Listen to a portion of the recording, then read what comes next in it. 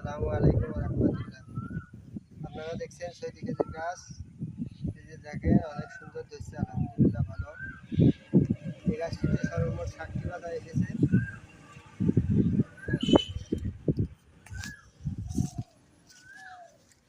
এই দেখেন অনেক সুন্দর।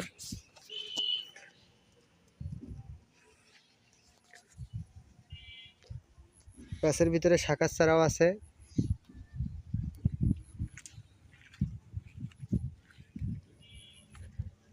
দেখেন এগুলো স্ত্রী গাছ, এগুলো অনেক দূর থেকে নিয়ে আসা হলো।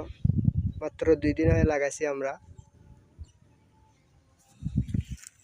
এই শাখার চারা